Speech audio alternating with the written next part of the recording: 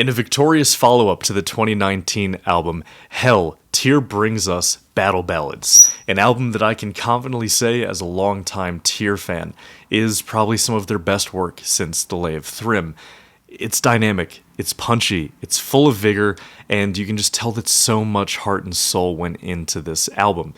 Even more, this album addresses some of the concerns I had about weaker points of previous albums, most importantly the dynamic range of the songs themselves and the sound production, as in I've always felt that the mastering in particular could have always better captured that raw, exciting power of Tyr's music. But here I stand corrected in Battle Ballads. This is the best sounding Tyr album to date. And the sheer variation from song to song sets a new standard, I think, as well. And all of this is overlaid with something entirely new, with the addition of an orchestra, with the band inspired from their awesome Night at the Nordic House album from a couple years back. So what makes this album such a good time? Let's talk about it.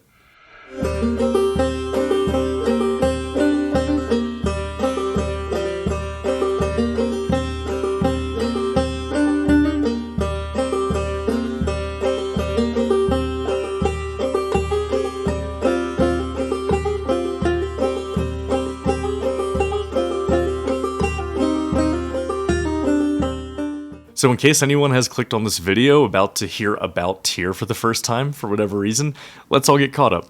Tyr is a folk metal band from the Faroe Islands that have been on the scene since their 2002 How Far to Asgard, bringing the unique and signature background of Faroese balladry, folk music, and lore to the world of folk metal that showed all of us who love folk metal for the first time the unrecognized beauty and power of the Faroe Islands. I think what we all love about Tyr is the anthemic choruses sung by Hera Jonsson's incredibly distinct and powerful, clean but gritty vocals over driving rhythms and riffs and catchy melodies. And all of that is here and jacked up to 11 in Battle Ballads. Now the album begins with Hammered, probably the best track they could have chosen as an opener. A good opening track, at least in my opinion, should give the listener a solid idea of a lot of the ideas that you can expect to be built upon throughout the album. Give you a solid idea of what to expect from the album as a whole. On top of this, as the old adage goes, first impressions are everything. So to both of these points, Hammered not only opens with a heavy as hell riff backed with the orchestra right out the gate, but it then moves right into a signature Tyr-style riff, into a tense verse that bridges perfectly into one of the best choruses on the whole album. It's just an all-around killer track as a killer intro into just how much the orchestra complements, rather than overpowers, the sound of this album. You know, a lot of bands, when they decide to add an orchestra, it can go one of two ways. Either it'll complement it beautifully, as it does here in Battle Ballads, or the musicians can rely on it too much as a new toy to play with, and it can kind of overshadow everything else that's happening in the album, or everything else that fans of that band might come to an album of theirs for. That's not what happens here. The orchestra is just such a beautiful addition to Tyr's music in Battle Ballads. So, track 2, with Unwandered Ways, Tyr wastes no time showing their folk metal hand with a great up-tempo, jaunty verse into one of those typical syllabic Tyr choruses that are just so much fun to sing along with. A syllabic chorus, or syllabic meaning that every syllable of a word gets its own note. And between Hammered showing a heavier power metal side with the heavier riff and strong use of orchestra, and Unwandered Ways instead showing the album still won't be afraid to get folksy, these two tracks set up the rest of the album so beautifully. So now moving into the third track, we have Dragons Never Die. Let's be honest, this song is dorky as hell, and I'm here for it. This is why so many of us love Tyr, why we love power metal, why we love folk metal. It's not afraid to get dorky, not take itself so seriously. And when that up-tempo intro riff kicks back into, very suddenly, into a slower verse, which in turn so seamlessly builds into another incredibly catchy, victorious chorus, it's so good. A highlight on this track shows that Harry's promotional comments about his inspiration from classical music is coming front and center with that very neoclassical post-chorus into the solo. These Baroque-ish, almost Sturm und Drang sections recur throughout the album and give it such a distinct personality or character compared to the rest of their discography. And that's all I have to say about Dragons Never Die. It was an awesome single. We've all listened to it plenty. Next up, track number 4 with Row. Row surprised me as a Tyr track. If I may, it's exactly what I'd expect to happen if Tyr were asked to write in a Modern Marth song. And I mean that only as praise. It has the heavy brutality of their sibling band, even in just the opening moments, while also taking the same premise, right, of a simple evocative action like rowing, and crafting just an epic story around it. And I'm using this comparison deliberately because, considering Put Your Back into the Oar, it was just hard to not draw a comparison when I was listening.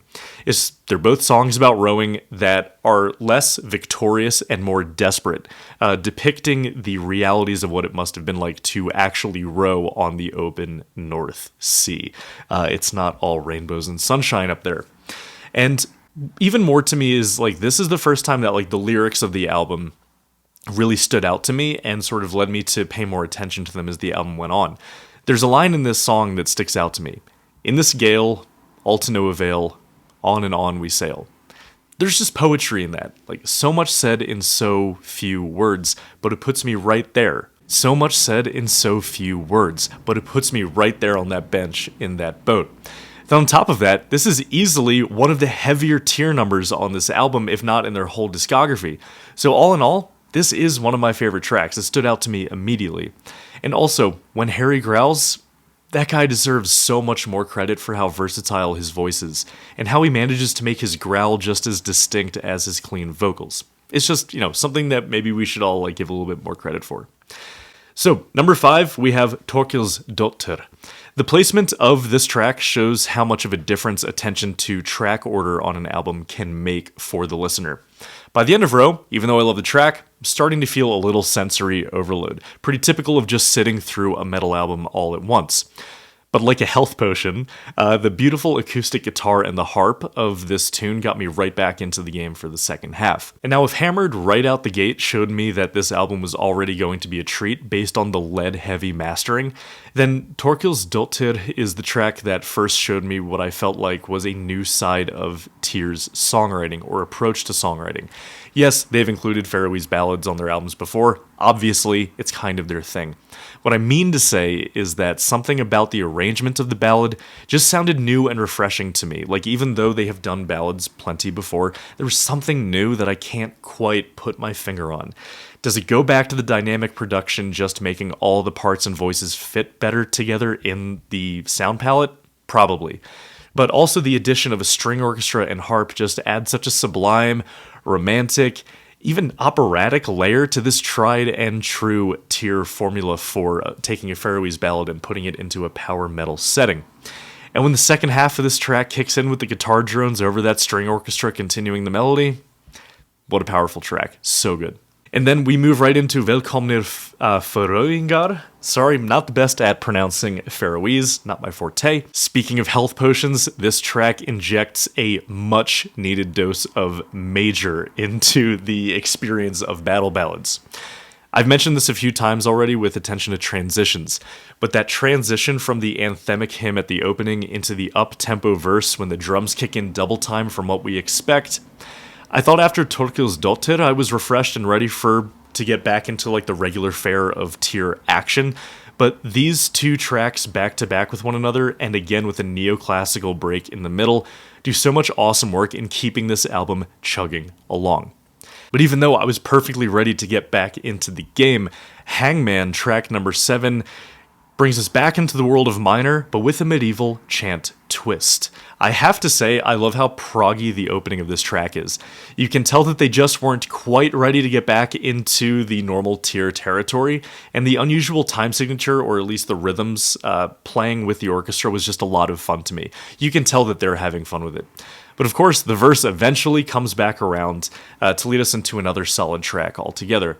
Hangman plays with the idea of an anti-chorus that, as far as I know from my own sphere of music criticism, comes out of discussion of Metallica's songwriting, where their choruses sound more like bridges until they build up to one quick, catchy phrase, in this case, down below. I just love seeing bands play with the expectations of what a chorus is, particularly in a genre like folk or power metal, where the chorus is kind of a big deal. It's one of the main draws to the album, to the style, that uplifting moment where we all get to sing along in a victorious or intense chorus. And then we get into Axes with track number 8.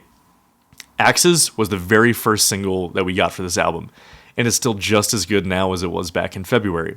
If anything, it reminds me of just how hyped I was for this album, and is like a comforting hand on the shoulder telling me that all of that hype led to the exact album I was hoping it would be. The promotional singles leading into an album always risk getting overexposed by the time the album comes around. I can think of a few albums off the top of my head. Particularly the first single. It's always at the most danger of becoming overexposed. But Axes still sounds incredibly fresh to me when it comes around when I'm spinning the album as a whole. It does a great job after the last 3 tracks, bringing us to the home stretch of the album with more typical Tyr fare. And also, as a quick aside, I'm a sucker for those syllabic choruses when the voice sings along with the drum hits. I'm a simple man, and I love this aspect of Axes choruses. When the singer sings, the drums hit the snare, I'm just like, that's all I want. And also, blast beats, anyone? Am I crazy, or is this a Tyr first Tyr? Have there been other Tyr tracks with blast beats? I don't know. Let me know in the comments. And when the instruments drop off to let the voice lead into the chorus one last time, again, I'm a simple man. So good. I loved it.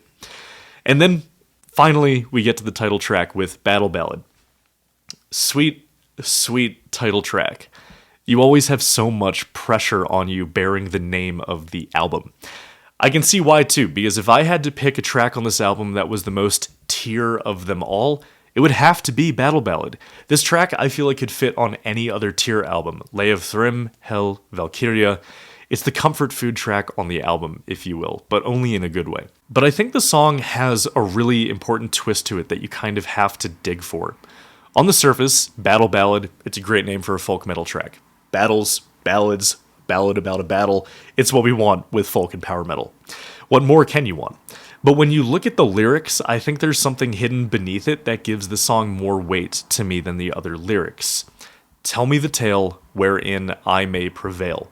Tell, lest I fall into the void with all I hold dear. This line adds some more perspective to the rest of the tune.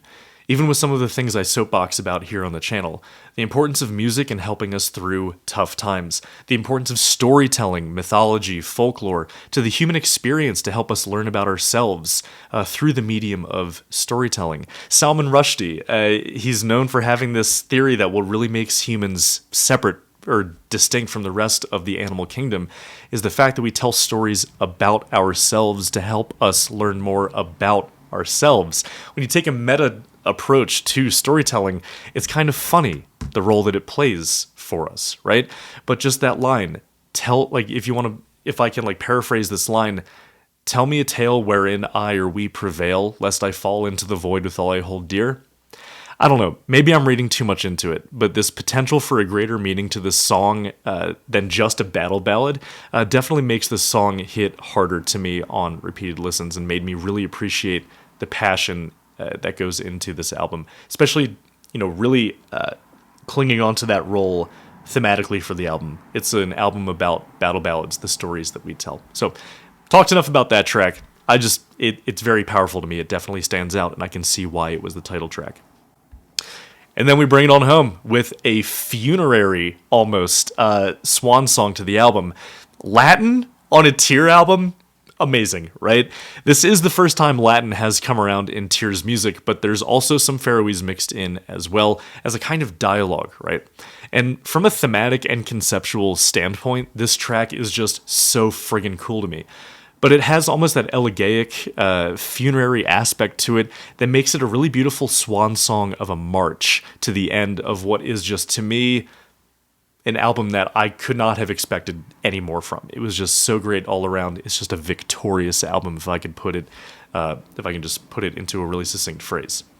So, final thoughts on the album. As I said at the beginning, it's just an absolute banger beginning to end. Folk metal in general, power metal in general, it can all sort of just blend together, especially when you sit down and listen to a whole album in one sitting. This did not happen to me at all, and I've listened to this album a few times, reviewing it, and not once to be like, all right, come on, let's get this over with. It's just a great album front to back. It gives me the same feeling of when I listened to Tyr for the first time all those years ago with Hold the Heathen Hammer High. It's exciting, it's dynamic, it's full of vigor, and for a band more than 20 years onto their career, when things can really start to fall into routine or get a little old for the band members, this album is just truly a gift that we are so lucky to have 20 years into an amazing band's career. Really a gift to us diehard Tyr fans. So guys, that's all I have to say about the album. Please join me down in the comments below to continue the conversation about it. I'd love to hear what you have to say. Next up, I'm going to continue the folk metal train with talking about Korpiklani's new album before I see them here in Denver in a couple weeks. Really looking forward to talking about that album as well. But you guys, let me know what you thought about Battle Ballads. Did it live up to the hype for you? I've been very clear about how I feel about it so far.